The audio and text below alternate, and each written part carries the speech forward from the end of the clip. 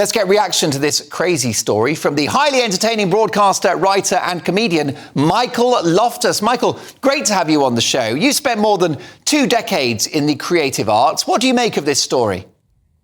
It's hilarious to me. I just can't stop laughing. I mean, the comedian me, when they say they want to protect people from the white gaze, hey, that's pretty much all we have on Broadway out here. Is a bunch of white gaze. Too many white gaze. Well, what does it even mean? It's extraordinary language. What does white gaze even mean? I think it means people who view the world through the lens of a white person. Okay. So listen, it's horribly racist. It's hilarious. There should be like a Mel Brooks Broadway show about this show. It's so absurd. And listen, why just 2 days? Why not 2 weeks? Why not a year? Do a full year of maybe time travel and just have black-only theaters. It is a giant step backwards in terms of race relations, and everybody should be ashamed.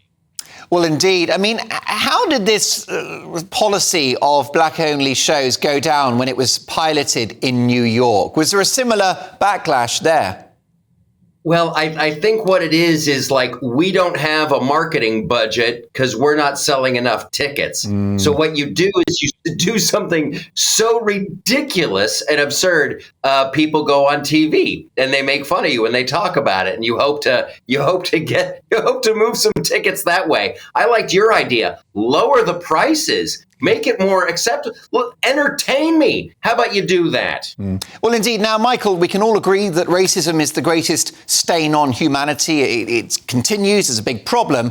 But there's a difference between racism and so-called anti-racism, which is very much a political ideology. Yeah. And listen, you'll never be anti-racist enough. Those are the people who you'll lose sleep over thinking about those people. Then it's like the Spanish Inquisition. Then they'll just show up at your door and you have to have a series of tests that you're anti-racist enough. How many times did you see that show? Did you appropriate that culture? It's a nightmare. It'll only get worse. We need to stamp out this crazy insanity before it gets started. However, Michael, I think you'll agree that theatre shows, musicals are dominated by sort of middle-class white audiences, both in America and the UK. So do you think more should be done to encourage ethnic people to go to the theatre? Do they have a point on that regard?